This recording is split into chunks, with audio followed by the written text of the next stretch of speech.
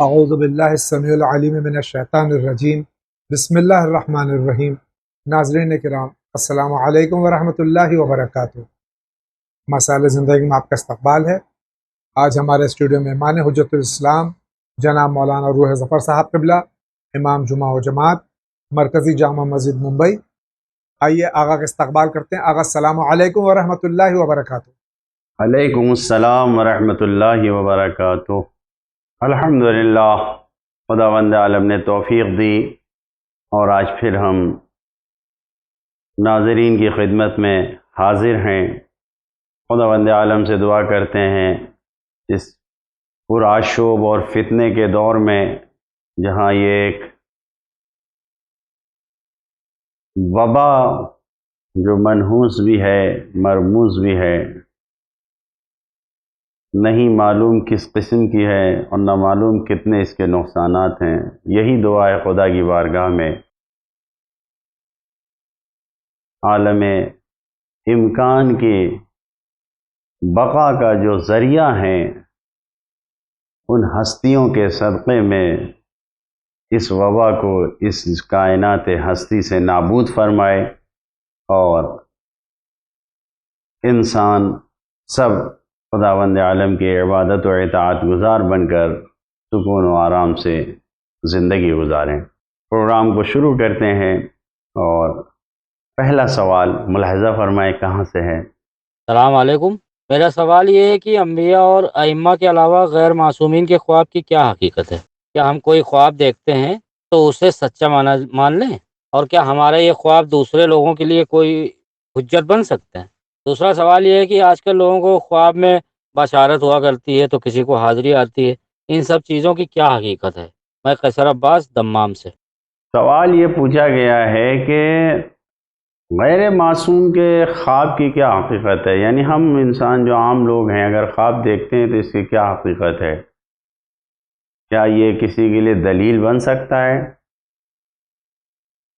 تو خواب صرف اور صرف ائمہ معصومین کا حجت ہے اور کسی کا نہیں۔ مکتب اہل بیت اطہار علیہ السلام میں کوئی دلیل خواب جیسی موجود نہیں ہے، اور جو بشارت اور خوشخبری یا دوسری چیزیں آتی ہیں اس کی بھی کوئی حیثیت نہیں ہے۔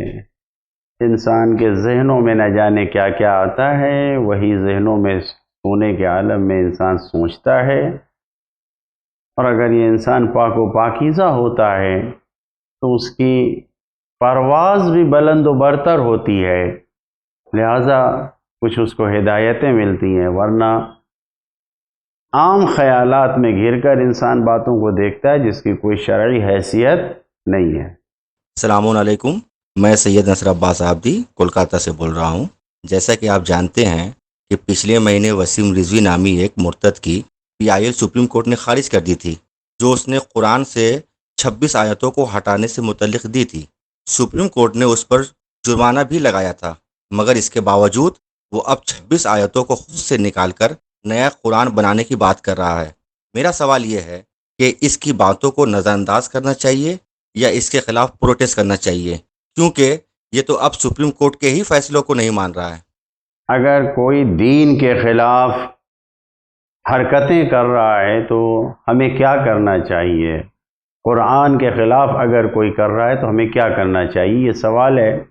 یقیناً ایسے ملعون اور ایسے گمراہ افراد کے لیے قانون کے دائرے میں رہتے ہوئے جو ہم کر سکتے ہیں وہ ہمیں کرنا چاہیے، اور خدا کا شکر ہے یہاں کی عدالت اور یہاں کی حکومت عدل و انصاف کے ساتھ اس مسئلے کو دیکھ رہی ہے، اور یقیناً جو احساسات سارے مسلمانوں کے مجروح کیے گئے ہیں، جو جذبات سے کھیلا جا رہا ہے، یقیناً گورنمنٹ عدالت اس کا لحاظ کرتے ہوئے اس کو کیفر کردار تک پہنچائے گی، اور خداوند عالم کی بارگاہ سے تو شدید عذاب ایسے لوگوں کے لیے ہے ہی۔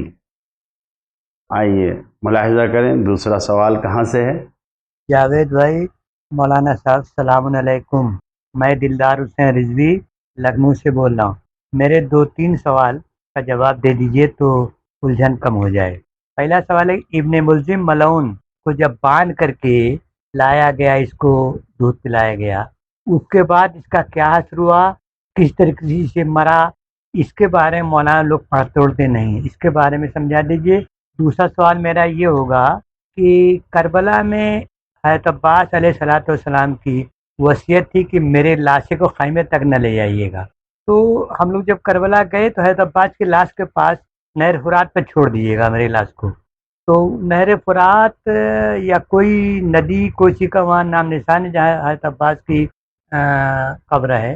تیسرا سوال یہ ہوگا کہ خیمہ گاہ میں امام حسین علیہ السلام سب لاشوں کو لاتے تھے، 72 لاشوں لگ بھگ ساری لاشوں کو لے آئے، پھر وہاں سے جہاں امام حسین صلی اللہ علیہ وسلم دفن ہیں وہاں کی دوری بھی کافی ہے خیمہ گاہ سے روضہ امام حسین، یہ ساری لاشیں ایک جگہ پر جو دفن ہے امام حسین کے ساتھ میں، یہ کربلا اس جگہ پر اتنی دوری میں کیسے پہنچی؟ اگر خیمہ گاہ میں دفن ہوتے تو سمجھ میں آتا، یہ لوگ سارے یہاں دفن ہیں جبکہ کوئی وارث کوئی مددگار اس وقت نہیں تھا۔ یہ تین چیز کا جواب دیجیے گا تو دماغ کی الجھن ختم ہو جائے گی۔ السلام علیکم، خدا حافظ۔ علیکم السلام۔ پہلا سوال آپ کا کہ ابن ملجم کا خاتمہ کیسا ہوا، انجام کیا ہوا؟ تو ظاہر ہے کہ امام عدل کو جس نے شہید کیا تھا، پڑھتے ہیں لوگ، شاید آپ نے نہیں سنا اور توجہ نہیں ہو پائی، خود مشہور ترین قول یہی ہے کہ مولا نے یہ کہا تھا کہ زندہ رہوں گا تو میں خود فیصلہ کروں گا، اور نہیں رہا تو بیٹا حسن ایک ہی تلوار لگانا، اور ویسا ہی ہوا۔ اور عرب میں جو مولا کے چاہنے والے ہیں، ایران میں، عرب میں، ان جگہوں پر 26 کی رات یعنی 26 کا دن گزر کے ماہ رمضان کی شب 27 جب آتی ہے، 27ویں کی شب جب آتی ہے، تو ایک خوشی منائی جاتی ہے خاص طریقے سے، جس کو یہی کہا جاتا ہے کہ ابن ملجم جہنم واصل ہوا، اسے جہنم واصل کیا گیا۔ ایک تلوار امام حسن علیہ السلام نے خود لگائی یا حکم دیا کہ ایک ہی تلوار مارا جائے، اور اس سے وہ جہنم واصل ہوا۔ یہ ابن ملجم کا انجام۔ دوسرا سوال آپ کا یہ کہ جناب عباس کی لاش، ان کا جنازہ جس جگہ پر ہے وہاں پر کوئی نہر نہیں ہے۔ جناب عباس جس جگہ پر نہر فرات ہے، وہ علقمہ نہر جو تھی اس جگہ سے پانی لے کر آئے، اور جو وصیت کی ہے آپ نے، جس جگہ پر آپ کی قبر ہے اسی جگہ پر آپ نے وصیت کی کہ مجھے اس جگہ سے خیمے میں نہ لے جائے، نہ یہ کہ نہر پر کہہ دیا کہ مجھے نہر پر رکھا جائے۔ اور یہی مصائب میں آپ سنتے بھی ہیں، جس جگہ آپ گھوڑے سے زمین پر تشریف لائے، اس گرز لگنے کے بعد اسی جگہ پر آپ کو دفن کیا گیا ہے، اسی جگہ پر، جو اس وقت ترائی کی طرح تھی، نشیب تھا، ترائی تھی، لیکن اس وقت تو سب برابر ہے، روضہ بنا ہوا ہے۔ تو جناب عباس پانی لے کر آ چکے تھے، اور جس وقت مشق چھنی، آپ دیکھیے کہ روضے سے فاصلے پر ہے مشق، تو مشق جب چھنی تو واپس جا رہے تھے اور گرز لگا اور آپ وہاں پر شہید ہوئے۔ تیسرا سوال آپ کا کہ جب ساری لاشیں امام خیمے میں لائے تو خیمے سے اور مدفن سے کافی فاصلہ ہے۔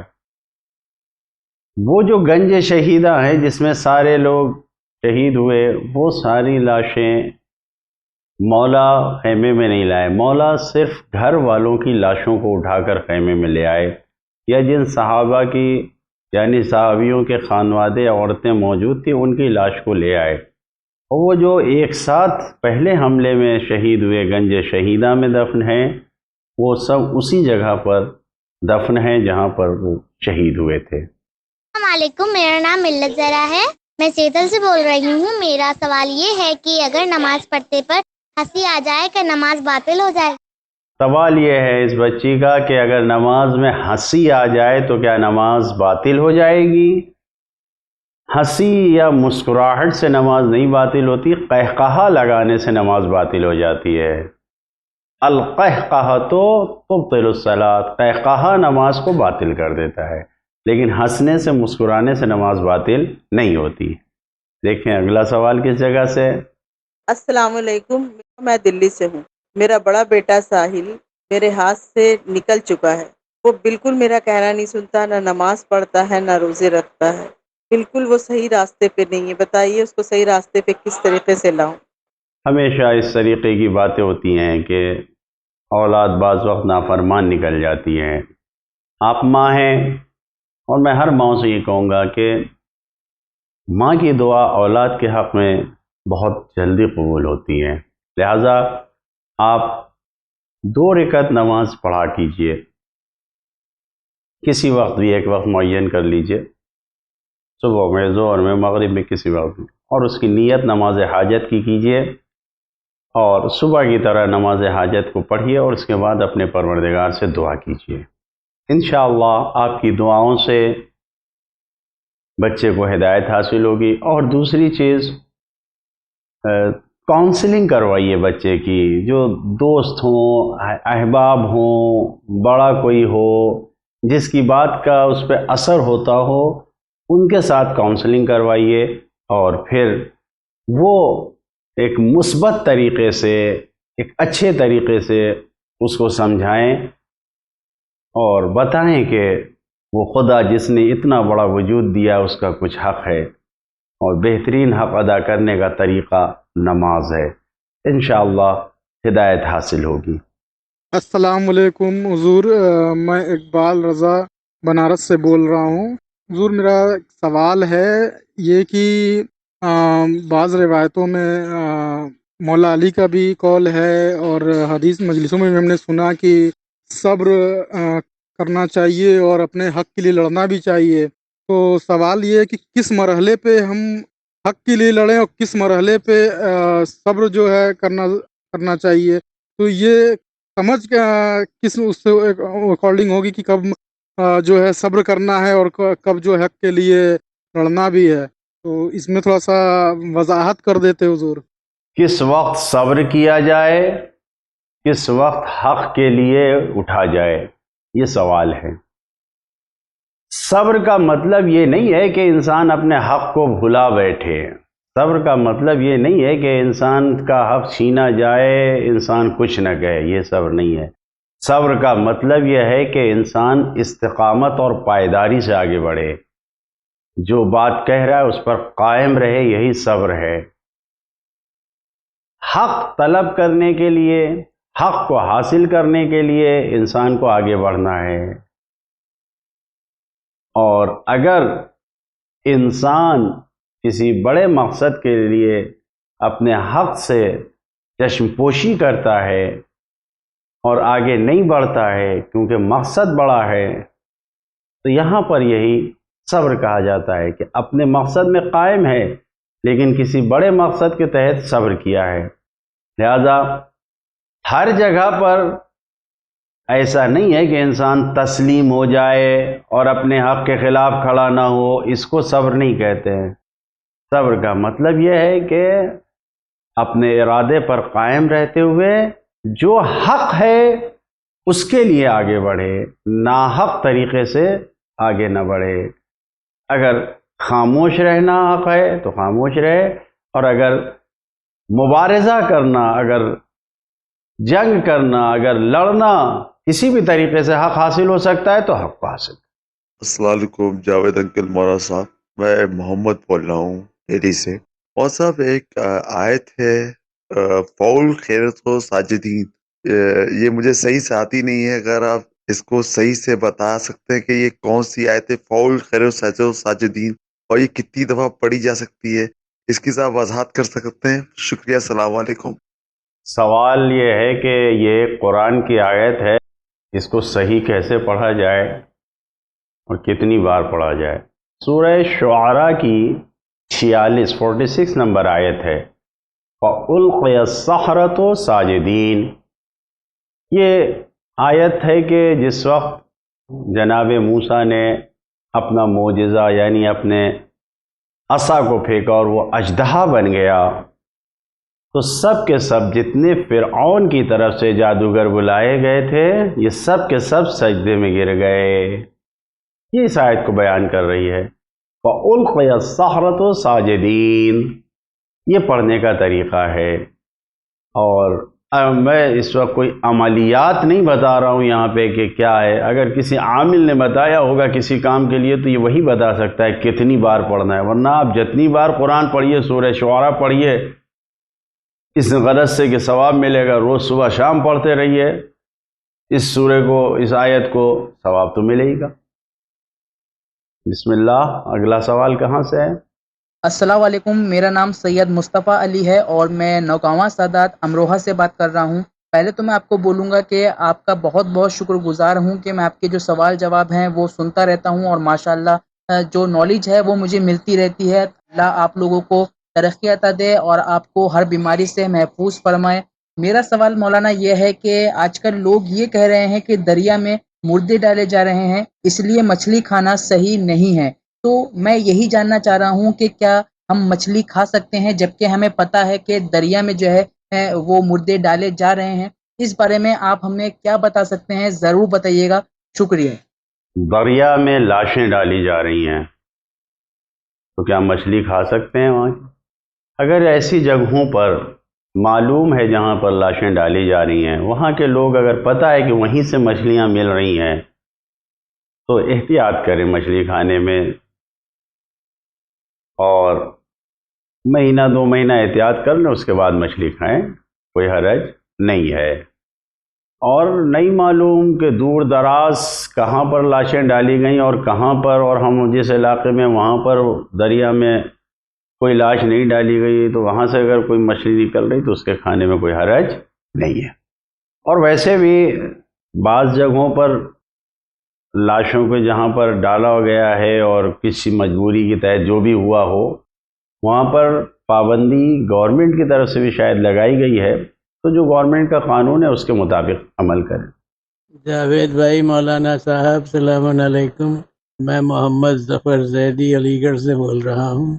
مولانا صاحب کی خدمت میں میرا سوال یہ پیش کیجیے کہ سورہ عصر میں خداوند عالم وقت زمانے کی قسم کھا رہا ہے، وقت عصر کی قسم کھا رہا ہے اپنی بات کو، حق کو بندوں تک پہنچانے کے لیے کہ انسان خسارے میں ہے۔ ہر انسان چاہے مومن ہے، کافر ہے، مشرک ہے، منکر ہے، تو سب سارے کے سارے انسان خسارے میں ہیں۔ اور اس کے ساتھ ہی کہتا ہے سوائے ان لوگوں کے جنہوں نے جو ایمان لائے اور عمل صالح کی۔ تو ایمان لانا اور توحید پہ پڑھ لینا، لا الہ الا اللہ کہہ لینا ہی کافی نہیں ہے، کیونکہ اس کے آخر کی جو ہے وتواصوا بالحق وتواصوا بالصبر، تو یہ سب سے اہم چیز ہے کہ حق کی تبلیغ کرو، صبر کی تلقین کرو۔ تو یہ بڑا سبق ہم مسلمانوں کو دینا چاہیے کہ آپ حق کی تبلیغ کیجیے اور صبر سے کام لیجیے۔ صبر ایک بہت بڑی طاقت ہے، جس کو اللہ دے دے وہ بہت بڑی بات ہے، اور اللہ صابرین کے ہی ساتھ ہے، ان اللہ مع الصابرین۔ تو اللہ کی نظر میں صبر ایک بہت اہمیت کی چیز ہے۔ تو اس کی تعلیم کبھی ممبر سے مولانا کے زبانے نہیں سنتا۔ میں چاہتا ہوں کہ اس کے اوپر آپ لوگ کافی کچھ روشنی ڈالیں کہ انسان حق کی تبلیغ کرے اور صبر سے کام لے۔ خدا حافظ۔ الحمدللہ، بہت مفصل طریقے سے آپ نے اپنی بات کہی اور ایک مختصر تقریر فرمائی۔ انشاءاللہ ناظرین آپ کی باتوں کو سن رہے ہیں اور صبر کے ساتھ عمل کریں گے، اور جہاں ضرورت ہوگی ویسے ہی آگے بڑھیں گے۔ الحمدللہ یہ تو نہیں کہہ سکتا کہ صبر اور حق کی تبلیغ نہیں کی گئی ہے اور تلقین نہیں کی گئی ہے۔ اہل بیت اطہار علیہم السلام کا تذکرہ، خاص کر کے جو تعزیت اور سوم کی اور 40ویں کی مجلسیں ہوتی ہیں، بطور خاص سوم کی مجلس اور جنازے پہ جو مجلسیں ہوتی ہیں، اس میں صبر ہی صبر کی تلقین کی جاتی ہے۔ تو صبر اور حق کی تلقین اہل بیت اطہار کی تعلیمات میں بہت زیادہ کی جاتی ہے۔ انشاءاللہ آپ کے پیغام کو، آپ کی مختصر تقریر کو سب نے سن لیا۔ انشاءاللہ آپ کی خواہش کے مطابق بھی لوگ عمل کریں گے انشاءاللہ۔ السلام علیکم مولانا صاحب، میرا نام میر محمد حسین رضا، میں وشاکھاپٹنم سے بول رہا ہوں۔ اگر بیٹے کے لباس پہن کر باپ نماز پڑھے تو اس کا نماز ہوگی یا نہیں؟ سوال یہ ہے کہ بیٹے کے کپڑے کو پہن کر باپ اگر نماز پڑھے تو نماز صحیح ہے یا باطل؟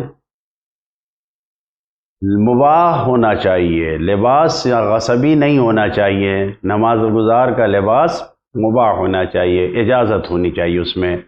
تو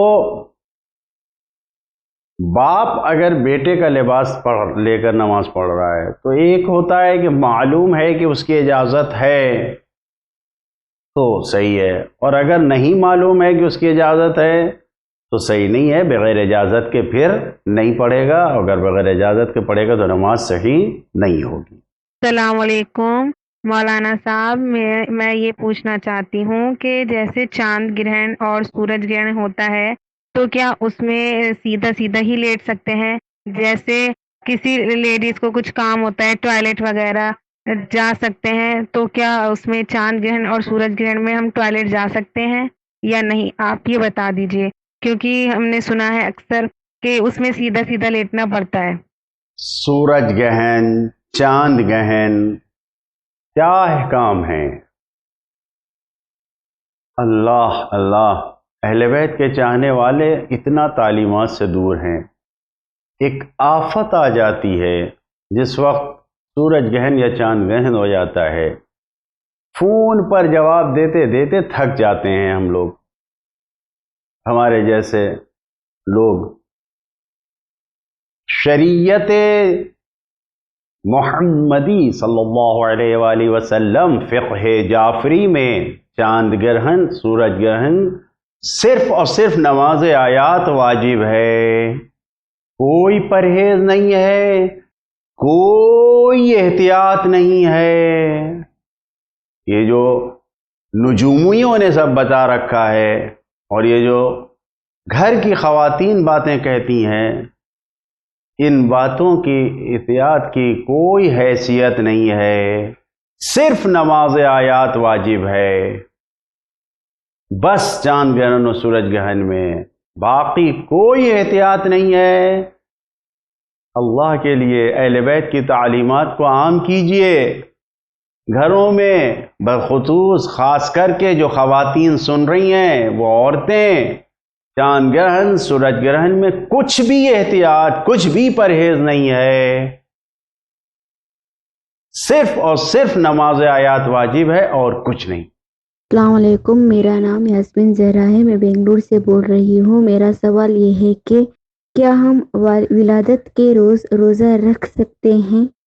علیکم السلام۔ انہوں نے سوال فرمایا کہ کیا ولادت کے، یعنی مقصد یہ ہے کہ ائمہ معصومین علیہم السلام کی ولادت کے دن روزہ رکھ سکتے ہیں؟ واجب نہیں ہے، سنتی مستحبی روزہ رکھنا بہت اچھا ہے، بالکل رکھیے روزہ، بہت ثواب ہے، لیکن واجب نہیں ہے۔ آگے بڑھتے ہیں، دیکھتے ہیں اگلا سوال کہاں سے۔ السلام علیکم جی حضرت، مجھے یہ پوچھنا تھا کہ ہم نے جب سے وہ نماز 7 سال کی عمر سے فرض ہوئی ہے ہر انسان پہ، تو آج تک ہم نے جتنی بھی نمازیں چھوڑی ہے یا چھوٹی ہے جو بھی ہے، تو ایک نماز ہے نماز عمر قضا، اگر وہ نماز ادا کرنے سے گزرے ساری نمازوں کی ادائیگی ہو جائیں گی کیا؟ سوال یہ ہے کہ میری نمازیں چھوٹی ہیں، میں مستقل پڑھتا ہوں لیکن چھوٹی بھی ہیں، تو کیا قضائے عمری کی جو مشہور نماز ہے اس کو پڑھ لینے سے ساری عمر کی جتنی بھی نمازیں چھوٹی ہیں وہ ادا ہو جائیں گی؟ ہرگز ایسی کوئی نماز نہیں ہے کہ جس کو ایک بار پڑھ لینے سے یا ماہ رمضان کے آخری جمعے کو پڑھ لینے سے ہماری گزشتہ ساری نمازیں ادا ہو جائیں، ایسی کوئی نماز شریعت میں نہیں ہے۔ جتنی نماز چھوٹی ہے اسے ایک ایک کر کے ادا کرنا ہوگا، لہذا جتنی نمازیں چھوٹی ہیں اسے ادا کیجئے۔ اور ہمارے بھائی نے کہا کہ 7 سال سے فرض ہوئے، نہیں، اگر لڑکی ہے تو 9 سال پورے ہونے کے بعد اس پر نماز واجب ہوتی ہے، اگر لڑکا ہے تو 15 سال کے بعد نماز واجب ہوتی ہے۔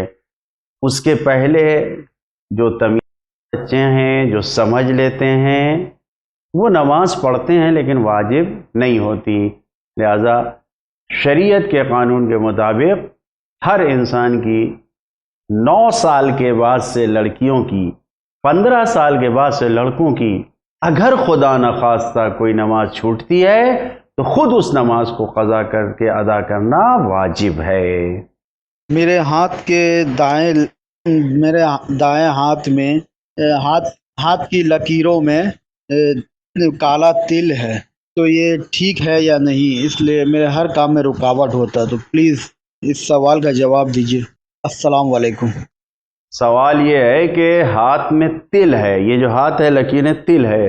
اگر کیمرے میں دیکھے تو میرے ہاتھ میں بھی تل ہے، ادھر بھی تل ہے. تو یہ تل، کیا یہ تل جو ہے یہ کاموں میں رکاوٹ ڈال دیتی ہیں؟ نہ لکیریں، نہ تل، نہ ستارے کچھ بھی رکاوٹ نہیں ڈالتے ہیں. جو چیز انسان کے کاموں میں رکاوٹ ڈالتے ہیں وہ خود انسان کا عمل ہے.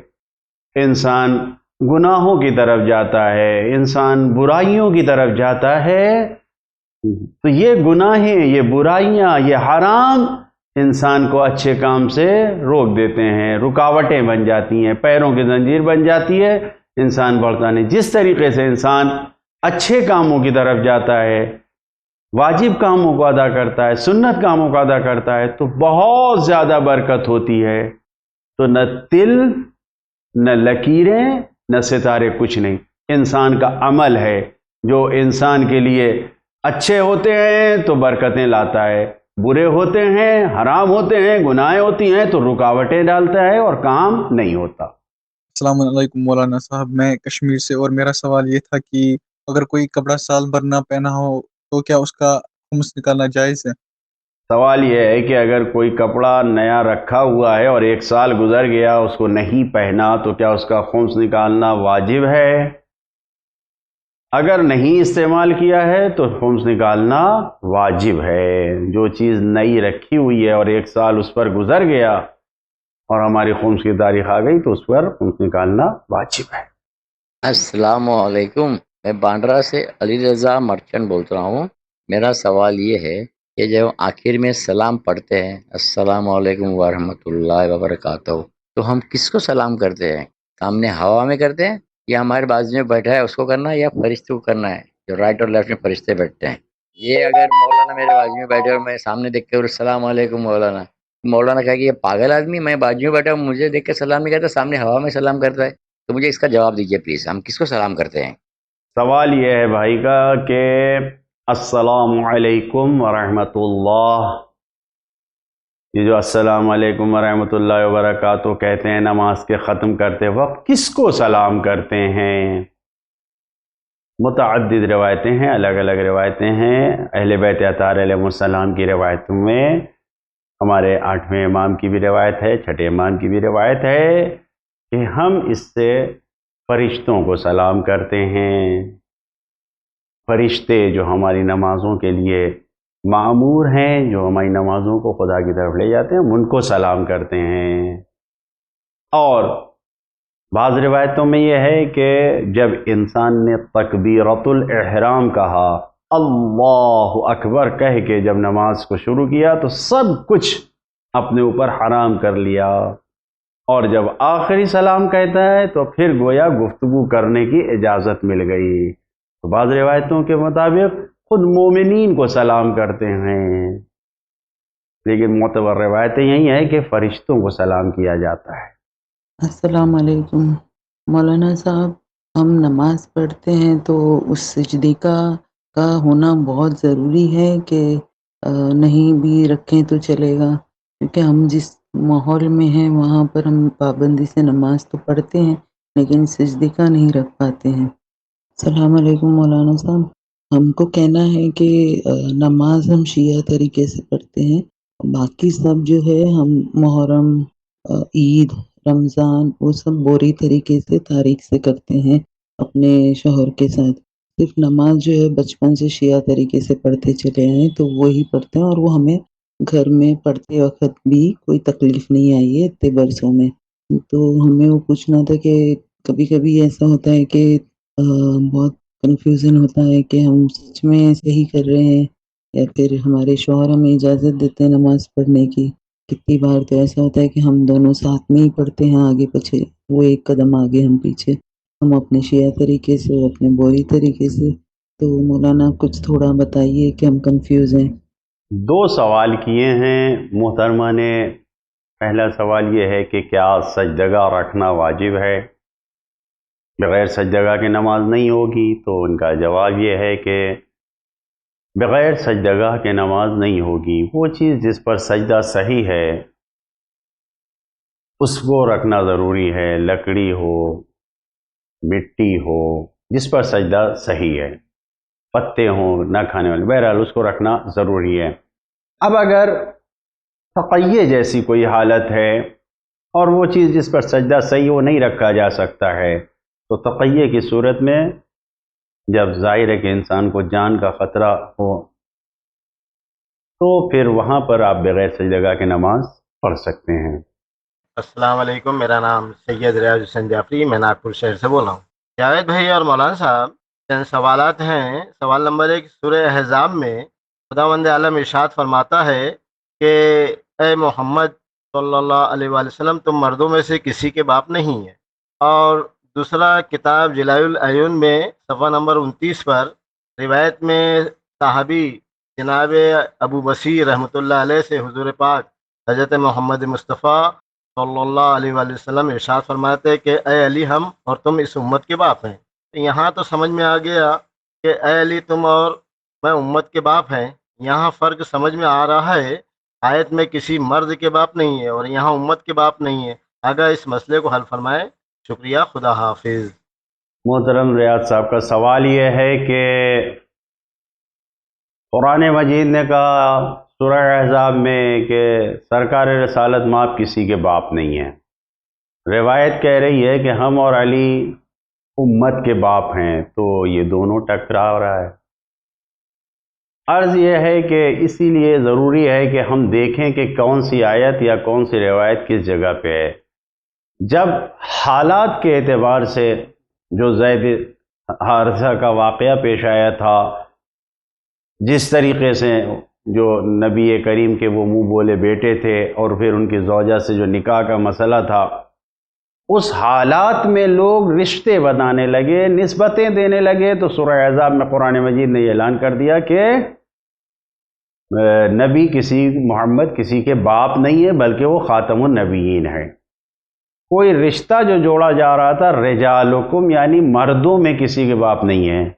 ورنہ نبی کے بچے ہوئے ہیں لیکن سب بچپن ہی میں انتقال فرما گئے ہیں، لہذا مردوں میں کسی کے باپ نہیں ہے. تو اس بنیاد پر کہا گیا کہ کوئی ان سے یہ رشتہ نہ جوڑے کہ جسمانی رشتہ کسی سے نبی کا نہیں ہے کہ مثلا سلبی بیٹا کوئی ان کا ہو. وہ روایت جو جلاء العیون میں ہے اور دوسری جگہوں پر بھی ہے، اس کا مقصد یہ ہے کہ ایک انسان کا سلبی باپ ہوتا ہے جس کے جسم سے، جس کے سلب سے انسان پیدا ہوتا ہے، اور ایک امت کا باپ ہوتا ہے کہ جو روحانی باپ ہوتا ہے. تو وہاں پر اللہ کے رسول نے فرمایا انتا و انا، یعنی مولا کائنات سے خطاب فرماتے ہوئے کہا ہے کہ اے علی، تم اور میں امت کے باپ ہیں، یعنی روحانی باپ ہیں. ہر طرح کی ہدایت، ہر طرح کی رہنمائی، ہر طرح کی سرپرستی سرکار رسالت مآب کی ہے، اور اس کے بعد ان کے جانشین برحق مولا علی کی ہے، اور ان کے جتنے نائب ہیں ان کی ہے. تو وہاں پر باپ سے مراد روحانی باپ ہے، اور یہاں پر باپ سے مراد جسمانی باپ ہے کہ جسمانی باپ نبی کسی کے نہیں ہیں، کسی بھی مردوں کے نہیں ہیں. آغا السلام علیکم ورحمۃ اللہ وبرکاتہ. آغا ایک مسئلہ پوچھنا ہے. بھاؤ نگر میں ایک بات وائرل ہو رہی ہے مومنین کے درمیان کہ جو مرحومین کی قضا نمازیں ہیں وہ اگر کسی کی 5-10 سال کی نماز قضا ہیں اور اجارے پہ کوئی پڑھوا رہا ہے تو جب تک کہ وہ نماز ادا نہیں ہوتی تب تک کہ وہ مرحومین عذاب میں مبتلا ہوں گے. تو یہ کہا جا رہا ہے کہ اس کے بدلے اگر 750 گرام اناج ایک نماز کے لیے دے دیا جائے تو ان کی نماز معاف ہو جائے گی اور نماز پڑھنے کی ضرورت نہیں ہوگی. کیا یہ بات صحیح ہے؟ برائے مہربانی اس کا جواب دیں.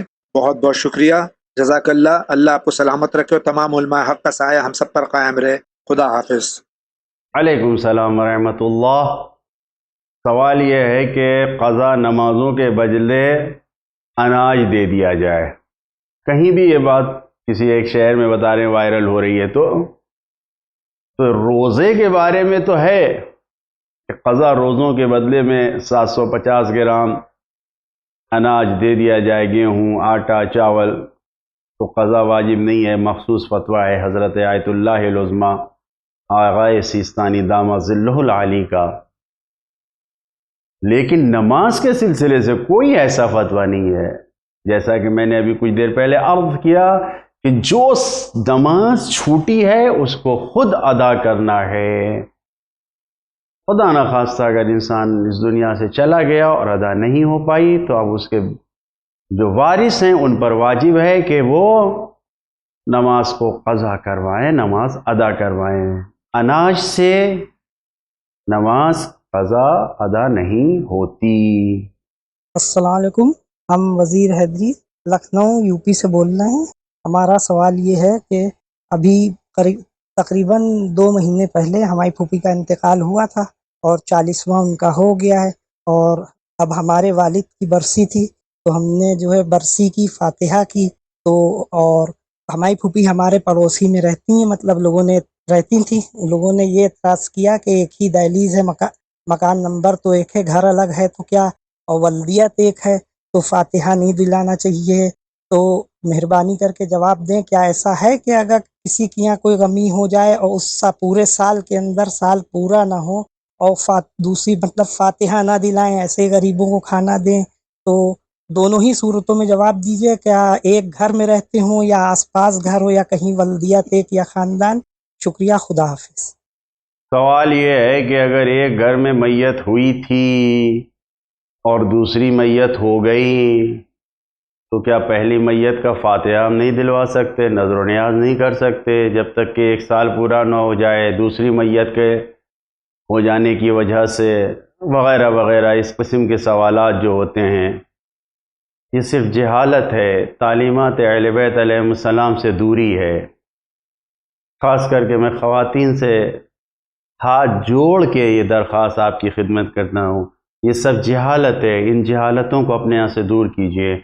हमसे ये कहा गया है नज़र के ज़रिए, न्यास के ज़रिए, फातिहे के ज़रिए अपने मरहूमीन को हदिया भेजो। अगर किसी घर में खुदा न खास्ता 5 मैयतें हो जाएं, 10 मैयतें हो जाएं, कोई घर बैठ जाए, अभी कोरोना का हुआ मसलन बाज़ जगहों पर 5 दिन के फासले में 2 भाइयों का इंतकाल हो गया जवान, तो क्या किया जाए? फातिहा नहीं होगा। अब घर वाले इससे भी महरूम हो गए कि नज़र व नियाज़ व फातिहा भी नहीं कर सकते कि अभी तो 5 दिन पहले बड़े भाई का हुआ था, अब छोटे भाई का हो गया। नहीं, ये सब जहालत है। चहलुम की मजलिस जो है 2 जगह नहीं हो सकती। एक बेटा मसलन बम्बई में रहता है तो वो बम्बई में करना चाह रहा है, दूसरा बेटा लखनऊ में रहता है तो वो लखनऊ में करना चाह रहा है। तो अब औरतें ये कह रही हैं कि नहीं, एक ही जगह होगा चहलुम की मजलिस, चहलम एक ही जगह होगा। नहीं, ये सब जहालत है। इंसान इस दुनिया से गया, उसके बाद से किसी वक्त भी, किसी दिन भी, किसी जगह पर भी मजलिस हो सकती है, नज़र हो सकती है, फातिहा हो सकता है, इरसाल सवाब किया जा सकता है। कोई रुकावट नहीं है, कोई पाबंदी नहीं है शरीयत की तरफ से। पंजुम हो, सेवुम हो, चहलुम हो, 20वां हो, 10वां हो, ये सब हमारे बुज़ुर्गों ने हमें एहसान किया हमारे ऊपर कि एक सवाब का ज़रिया हम अपने मरहूमीन के लिए पा गए हैं। वरना कोई चीज़ें न ये वाजिब है, और जब वाजिब नहीं है तो शरीयत की तरफ से इसमें कोई हुक्म भी नहीं है। ये सब सिर्फ तौरेत के बजाय औरत में लिखा हुआ है, ये औरतों की बनाई हुई शरीयत है। ये कोई अल्हम्दुलिल्लाह हमारे पास अहले बैत अतार अलैहिस्सलाम की तालीमात है। हम अहले बैत मौला अली के मानने वाले हैं, हम इमाम मासूमीन के मानने वाले हैं। वहाँ उनकी तालीमात में ये बातें नहीं हैं। न कोई इस तरीक़े की बात होनी चाहिए हमारे यहाँ। जब चाहिए नज़र कीजिए, फातिहा पढ़िए, हदिया भेजिए, तोहफ़ा भेजिए मरहूमीन के लिए, वो तो इंतज़ार में है, बदले में वो हमें दुआएं देंगे। کوئی اپنے اوپر پابندی نہ لگائیں. اس قسم کی باتیں جاہلانہ ہیں. جس گھر میں میت ہو گئی نہیں معلوم دروازہ توڑ کے دروازے سے نہ نکالا جائے، دیوار سے توڑ کے نکالا جائے، نہیں معلوم. اس قسم کی جاہلانہ گفتگو خدا پناہ بچائے شیطان کے شر سے کہ جو ہمیں جہالت میں رکھنا چاہتا ہے. خدایا شیطان کے شر سے اور اس جہالت سے ہمیں نجات عطا فرما. السلام علیکم، میں محمد حسین یو پی علی گڑھ سے بول رہا ہوں، اور آپ کے لیے بہت بہت سلام ہو میری طرف سے. میرے پاس آپ ایک کوشچن ہے جو میں بہت ہی دنوں سے سوچ رہا تھا کہ آپ سے پوچھوں کہ کیا عورتیں مردانہ تابوت اٹھا سکتی ہیں؟ بس یہ کوشچن تھا میرا. علی گڑھ سے کسی بچے کا سوال ہے، کیا عورتیں مردانہ تابوت اٹھا سکتی ہیں؟ اگر سب محرم ہیں، سب ایک دوسرے کے محرم ہیں، شرعی اعتبار سے محرم ہیں، بھائی ہیں، ماموں ہیں، چچا ہیں، اس طریقے سے، تو عورتیں مرد ایک ساتھ تابوت اٹھا لیں، مجلس کر لیں، کوئی حرج نہیں ہے. لیکن اگر نامحرم ہیں تو تابوت نہیں اٹھا سکتی عورتیں، کیونکہ پردہ واجب ہے. نامحرموں سے پردہ واجب ہے. تابوت ہو یا علم ہو یا مجلس ہو، ایک ساتھ ایک جگہ پر محرم نامحرم مکس گیدرنگ کسی بھی اعتبار سے جائز نہیں ہے. اور اس بچے کے سوال کا ایک دوسرا رخ بھی ہے کہ کیا عورتیں مردانہ تابوت، مقصد اس کا یہ وہ بھی ہو سکتا ہے کہ مثال کے طور پر عورتوں کی مجلس ہے، صرف عورتیں ہیں اور اس میں مولا علی کا تابوت اٹھائیں، یا مثلا محرم کے زمانے میں جناب علی اکبر کا تابوت، امام حسین کا تابوت، کیا صرف عورتیں اٹھا سکتی ہیں؟ یعنی مرد کا تابوت عورتیں. شاید بچے کے ذہن میں یہ ہو تو اس میں کوئی حرج نہیں ہے کہ عورتوں کے درمیان مجلس ہو رہی ہے، مصائب ہو رہا ہے، ماتم ہو رہا ہے، اور وہ امام حسین کا تابوت اٹھا رہی ہیں یا مولا علی کا تابوت صرف عورتیں ہی اٹھا رہی ہیں عورتوں کے درمیان، تو خود تابوت اٹھانے میں مولا کا کوئی حرج نہیں ہے. ہو سکتا ہے یہ بھی پہلو ہو، لیکن اگر محرم اور نامحرم کے درمیان یہ پہلو ہو تو اس حوالے سے شریعت کی پابندی ضروری ہے. ناظرین اکرام، اسی کے ساتھ بہت ہی مختصر سے بریک پہ جا رہے ہیں، لیکن آپ کہیں نہیں جائیے. بریک کے درمیان جو باتیں بتائی جا رہی ہیں یہ بھی بہت اہم ہے. غور سے دیکھتے رہیے، چینل وین ملاحظہ فرماتے رہیے.